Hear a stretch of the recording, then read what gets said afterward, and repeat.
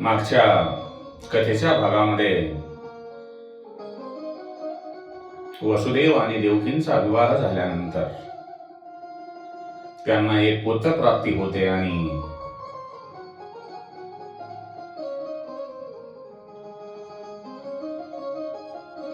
पुत्रप्राप्ती झाल्यानंतर कंस हा आपला शत्रू वसुदेव देवकींचा 8वा पुत्र आहे असे समजून प्रथम पुत्राला ज्या वेळेला परत करतो त्यावेळेला नारद मुनी तिथे येतात आणि कंसाच्या पापाचा घडा भरला पाहिजे म्हणून एक कमळाचे फूल कंसाच्या हातामध्ये देऊन या फुलाची 8वी पाकळी कोणती असा कंसाला प्रश्न करतात. कंसाला नारद मुनींचे बोलणे योग्य वाटून तो वसुदेव देवकीच्या पहिल्या पुत्राचा वध करतो. असे वसुदेव देवकींचे 6 पुत्र कंसाने मारलेले आहेत.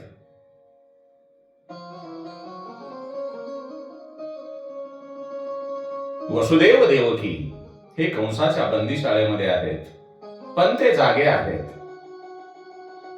जागे म्हणजे कसे? ते एकांतामध्ये असल्यामुळे आणि दुखी असल्यामुळे ईश्वराचे भगवंताचे चिंतन करत आहेत. मनुष्य जीव जेव्हा दुःखामध्ये सापडतो त्यावेळेला त्याला भगवंताशिवाय ईश्वराशिवाय दुसरे काहीही दिसत नाही. त्याच्या समोर फक्त ईश्वर दिसतो आणि त्या ईश्वराचे तो चिंतन करत असतो.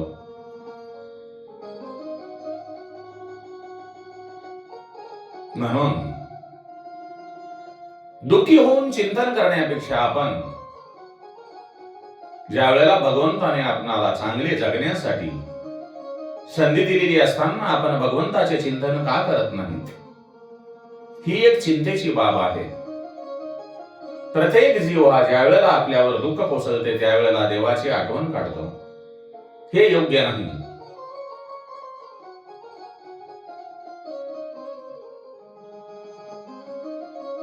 सुख असो की दुःख असो सर्व काळामध्ये भगवंताचे नाम संकीर्तन करत चला.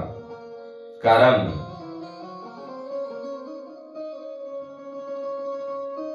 हे सर्वांच्या कल्याणासाठी आहे. देवकीला यथावकाश पुत्र होतात आणि त्या प्रत्येकाला कंस ठार मारतो आणि या वाईट कृत्यामुळे पापामुळे पृथ्वीवरील पापांचा भार वाढत जातो. मग वेळ येते ती 7व्या पुत्राची आणि मायेचा अवतार घेतल्याशिवाय भगवंत अवतार धारण करू शकत नाहीत. ईश्वर जर शुद्ध स्वरूपात आले तर त्यांचे दर्शन प्रत्येकाला होईल. त्या साऱ्यांना मुक्ती मिळेल आणि मायावरयुक्त ब्रह्माचे जर दर्शन झाले तर मुक्ती मिळत नाही. म्हणून जी योग माया आहे ती योग माया देवकीचा 7वा गर्भ आपल्या योग मायेद्वारे रोहिणीच्या उदरामध्ये घालते. रोहिणी ही वसुदेवांची दुसरी पत्नी असते. रोहिणीच्या पोटी बलराम जन्म घेतो जो शेषांचा अवतार राम अवतारामध्ये लक्ष्मण म्हणून आणि द्वापार युगामध्ये बलराम म्हणून जन्म घेतात. भाद्रपद शुद्ध द्वितीयेला बलरामांचा जन्म होतो. बलराम हा शब्द ब्रह्मा आहे आणि भगवंताचा अवतार होण्याच्या अगोदर शब्द ब्रह्मा आधी येते आणि मग प्रब्रह्माचा जन्म होतो.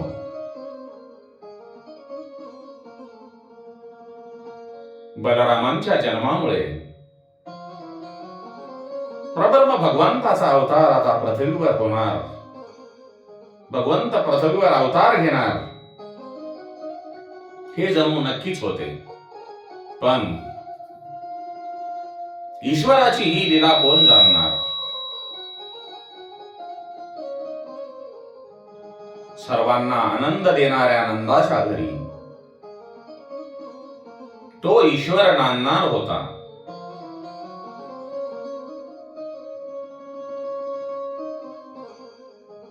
दिवसमानांनी वाढणार होता. दुसऱ्यांना यश देणाऱ्या यशोदेची ममता ही त्या ईश्वराला मोठे करणार होती. पण हे सारे कसे घडणार? कोण घडवणार? संपूर्ण गुण जो जगाचा जनिता म्हणे यशोदेची माता, जगाचा पालनहार, याचे गुण कोणाला समजणार आहे? नंद आणि यशोदा हे म्हणजे गोकुळवासियांचे दैवत. त्यांच्या पोटी संतान नाही म्हणून गोप गोपिका एकादशीचे व्रत करत असत.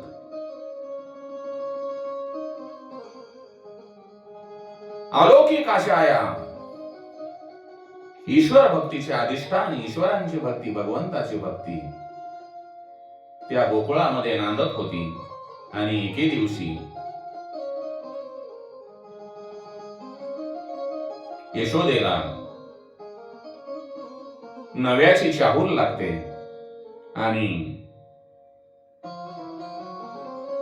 सर्व गोकुळ आनंदाने नाहून जाते. आणि यशोदेच्या उदरातील गर्भ हा दिवस मासांनी वाढू लागतो. इकडे मथुरेमध्ये ही देवकीला दिवस जातात. तिच्या पोटातील तो ईश्वरी गर्भ दिवसमानांनी वाढू लागतो. चाणूर कंसा चाणूर मर्दनम, कंसाचे निर्दलन करणारा असा तो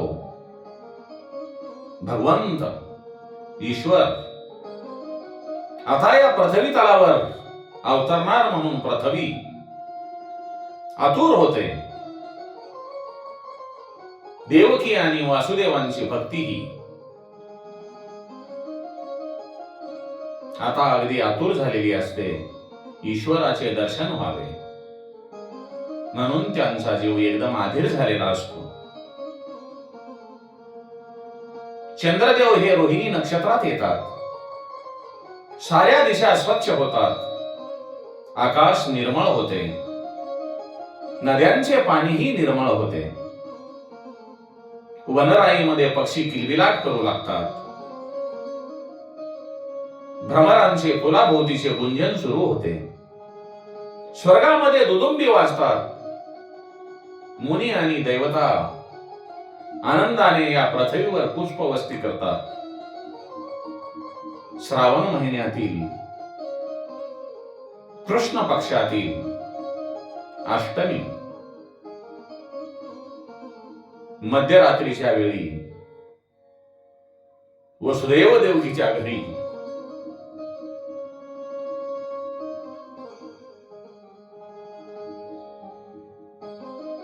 वसुदेव देवकी ज्या बंदीशाळेमध्ये, जे म्हणजे त्यांचे घरच, जणू काही त्यांनी त्याला घरच मानलेले, त्या बंदीशाळेमध्ये चतुर्भुज भगवान महाश्री विष्णू श्री हरी नारायण प्रकट होतात. शंख चक्र गदा पद्मधारण केलेल्या नारायणांच्या, भगवान श्री हरी नारायणांच्या चरणांचा आश्रय घेतला तर अर्थ, धर्म, काम आणि मोक्ष चारही पुरुषार्थ मनुष्याला प्राप्त होतात. हे सांगणारे ते नारायणांचे, हे सांगणारे ते नारायणांचे चतुर्भुज रूप पाहून वसुदेव देवकी आणि धन्य होतात, लीन होतात. भगवान श्री हरी नारायण यांचे चतुर्भुज रूप आदर्श होते आणि रूप आदर्श झाल्यानंतर एक नवजात अर्भक, एक नवजात बालक वसुदेव देवकी समोर प्रकट होते आणि योगेश्वर श्रीकृष्णांचा जन्म होतो. वसुदेवांचे सत्वगुण आणि देवकीची निष्काम बुद्धी यांचे मिलन झाल्यानंतर ईश्वराचा जन्म होतो. साक्षात श्रीनारायण वसुदेव देवकीच्या पोटी जन्म घेतात. याला भक्तीची चाल असावी लागते.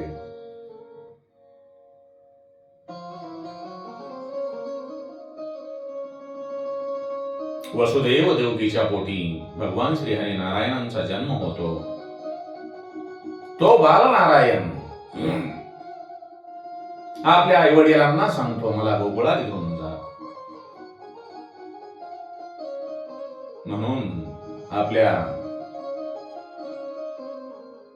वारकरी संप्रदायांनी जी संत महात्मे आहेत त्यांनी एवढ्या सुंदर गवळणी लिहिलेल्या आहेत.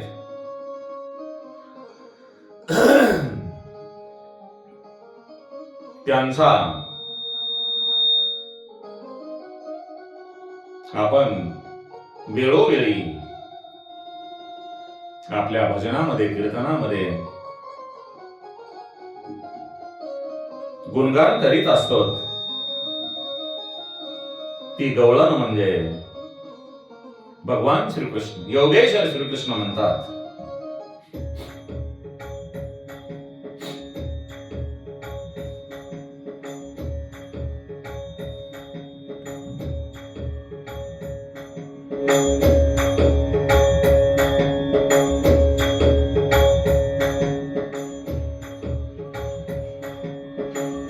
भगवान श्रीकृष्ण वसुदेवांना म्हणतात, हे पिताश्री, मला आता तुम्ही गोकुळामध्ये घेऊन चला. ते बाल नारायण चतुर्भुज भगवंत हे बाल नारायणाच्या रूपामध्ये आपल्या आई वडिलांना सांगतात,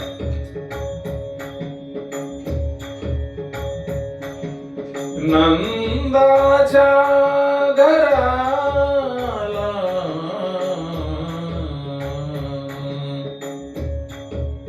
नंदाच्या घराला मजने ही गोकुळाला मजने ही गोकुळाला नंदाच्या घराला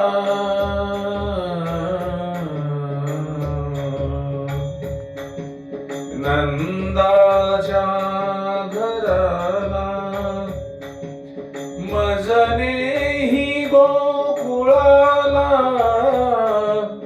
मजने ही गोकुळाला नंदाच्या घराला मजने ही गोकुळाला नंदाच्या घराला मजने ही गोकुळाला मजने ही गोकुळाला मजने ही गोकुळाला मजने ही गोकुळाला.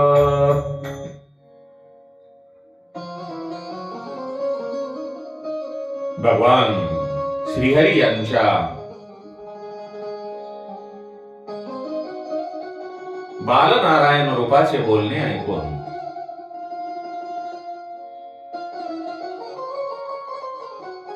वसुदेव आणि देवकी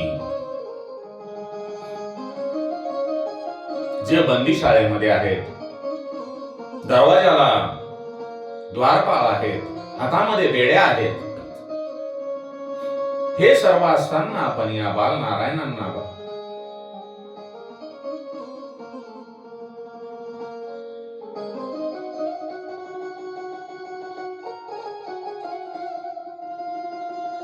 कसे बाहेर नेऊन सोडणार, गोकुळामध्ये कसे नेऊन सोडणार?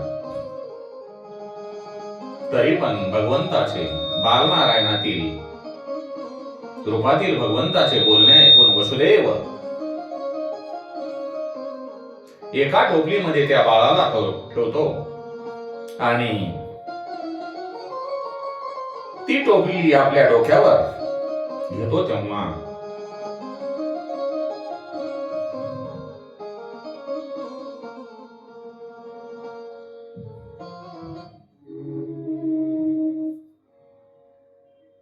कारागृहांचे दरवाजे आपोआप उघडतात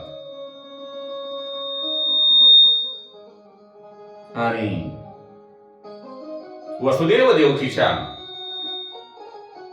हातामध्ये जी कारागृहाची बंधने होती ती बंधने वसुदेवाच्या हातातील गळून पडतात.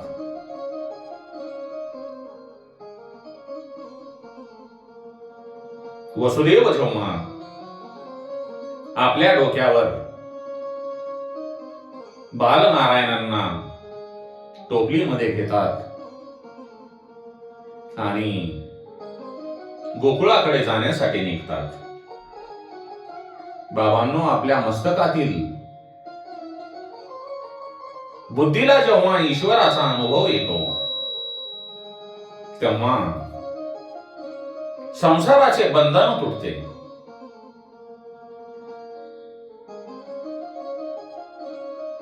भगवंताला जर डोक्यावर घेतले की मोक्षाचा मार्ग मोकळा होतो. ज्याच्या डोक्यावर साक्षात ईश्वर आहे त्याच्या मार्गामध्ये विघ्ने कशी येणार आणि विघ्ने जरी आली तरी त्याचे निवारण आपोआप होणार आहे. श्रावण कृष्ण पक्षातली ती अष्टमीची रात्र होती. मुसळधार पाऊस पडत होता.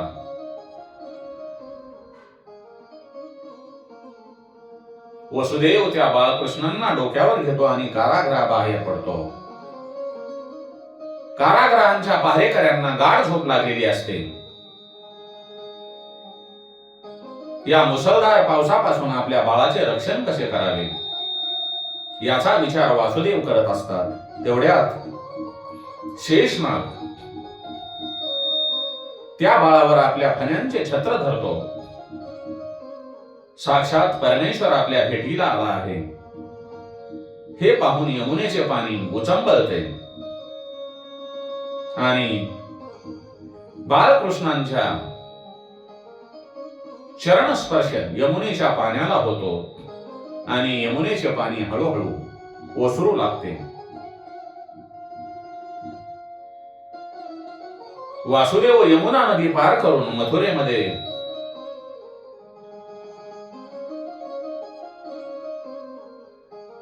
निघून गोकुळामध्ये येतो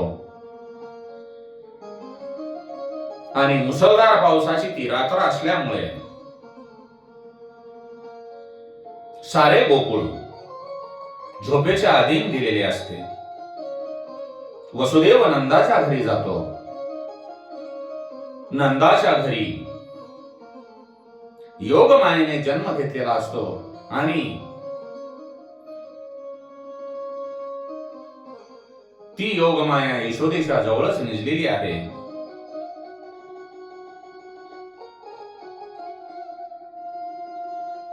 वसुदेव यशोदेच्या कुशीमध्ये बाळकृष्णाला ठेवतो आणि आपल्या बरोबर बालिकेच्या रूपातील योगमायेला घेऊन जातो.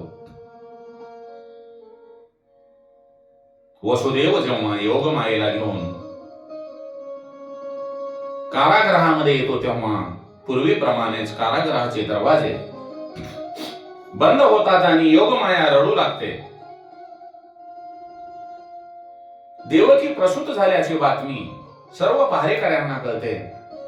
ते धावत जाऊन ती माहिती कंसाला सांगतात. देवकीचा 8व्या पुत्राने जन्म घेतला आहे. माझा कर्दन काल जवळ आलेला आहे. कंस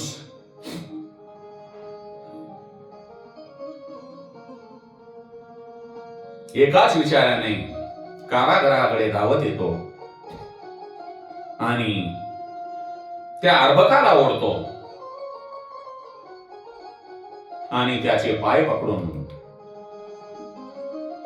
त्या अर्भकाला मारणार तोच चमत्कार होतो. त्या बालिका रूपातील योगमाया कंसाला लाथ मारून कंसाच्या हातातून निसटते आणि अष्टभुजेच्या रूपामध्ये ती आकाशामध्ये प्रकटते आणि कंसाला म्हणते, दुष्ट कंसा, तुझा निपांत करण्यासाठी, तुझे निर्दलन करण्यासाठी तुझा काळ जन्माला आला आहे आणि तो सुरक्षित आहे. आदिमायेंचे बोलणे ऐकून कंस मात्र गलित मात्र होतो. त्याला पश्चाताप होतो. माझ्या बहिणीची देवकीची आड बालके मारून मी स्वतः काय मिळवले. तो आपल्या बहिणीची क्षमा मागतो, पण आता खूप उशीर झालेला असतो. अष्टमीच्या त्या रात्री वसुदेव बाळकृष्णाला नंदाच्या घरी ठेवून निघून जातो. तेव्हा नंद गाढ निद्रेत असतात. त्यांच्या समोर यशोदा एका सुंदर बालकाला घेऊन बसली आहे.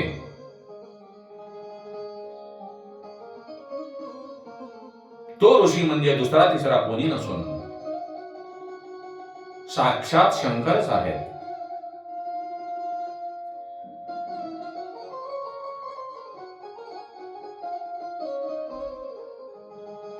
नंद हे गाढ निद्रेमध्ये असताना त्यांना एक स्वप्न पडते की एक मोठे ऋषी आपल्या अंगणामध्ये आलेले आहेत आणि त्यांच्या समोर यशोदा एका सुंदर बालकाला घेऊन बसलेली आहे. ते ऋषी म्हणजे दुसरे कोणीही नसून साक्षात भगवान शिवशंकर आहेत. हे जेव्हा नंदाच्या लक्षात येते तेव्हा त्याला जाग येतो आणि तो स्वप्नातून जागा होतो. एवढे सुंदर स्वप्न पाहिल्यानंतर नंदाचे मन प्रसन्न होते. तो आपले प्रातःकर्म आटोपून गोशाळेत जातो. तेव्हा त्याच्या मनात विचार येतो, या माझ्या गोधनांची सेवा करणारा गोपाळ कृष्ण माझ्या घरी जन्माला यावा आणि त्याला तिथे रांगत येणारा गोपाळ कृष्ण दिसतो. रांगणाऱ्या श्रीकृष्णांचे ते गोंडस रूप निहाळता निहाळता नंद आपले देहभान विसरून जातो. प्रातकाळी उठल्यानंतर यशोदेला तिच्या कुशीमध्ये एक नवजात अर्भक दिसते आणि ती अचंबित होते. त्याचे ते सुंदर रूप पाहून ती हरपून जाते. ती नंदाला ते सुंदर बालक दाखवते. आज पहाटे आपण स्वप्नात ज्या बाळाला पाहिले तोच हा बाळ आहे हे नंदाच्या लक्षात येते आणि आपली मनोकामना पूर्ण झाली आहे हे नंदाच्या लक्षात येते. ज्याचा विचार, वाणी आणि वर्तन यांनी सर्वांना आनंद होतो, अशा या नंदाच्या घरी परमानंद प्रकटला आहे. सारे गोकुळ परमानंद पाहायला नंदाच्या घरी लोटले.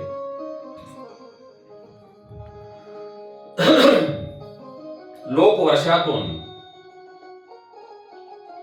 एकदा नंदोत्सव साजरा करतात, पण रोज जर भगवंताचे ईश्वराचे प्रकटीकरण अनुभवायचे असेल आणि रोज उत्सव साजरा करायचा असेल तर तो शरीर रूपी मंदिरामध्ये साजरा करता येतो. योगेश्वर श्रीकृष्ण आपल्या हृदयामध्ये प्रकटला की भूक ताण विसरते. ईश्वराच्या चिंतनामध्ये देहभान विसरणे म्हणजे उत्सव सफल होणे. म्हणून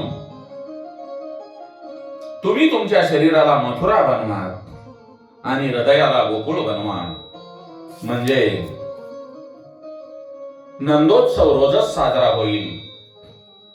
हृदयाच्या गोकुळात परमात्मा प्रकट होईल. गो म्हणजे इंद्रिय आणि कुल म्हणजे इंद्रियांचा समूह. गो म्हणजे इंद्रिय आणि कुळ म्हणजे इंद्रियांचा समूह. इंद्रियांचा समूह जेथे एकत्र होतो तो हृदय, ते हृदय. आणि आपल्या मनाला आसक्तीपासून मुक्त केले की शरीर मथुरा होईल आणि हृदय गोकुळ होईल.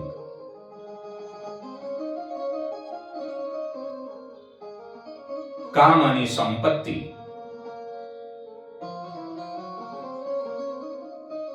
काम आणि संपत्ती यामधून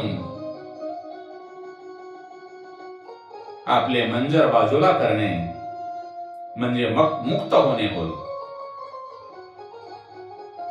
अनेक वेळा मनुष्य तनाने त्याग करतो, शरीराने त्याग करतो,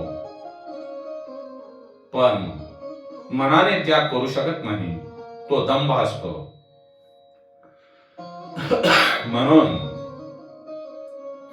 आपण मनाने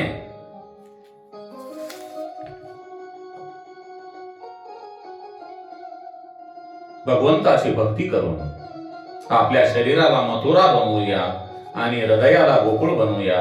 म्हणजेच भगवंताचे भजन कीर्तन आपण रोजच करू शकू. श्री कृष्ण गोविंद हरे मुरारे, श्री कृष्ण गोविंद हरे मुरारे. हे नाथ नारायण वासुदेवाय, हे नाथ नारायण वासुदेवाय.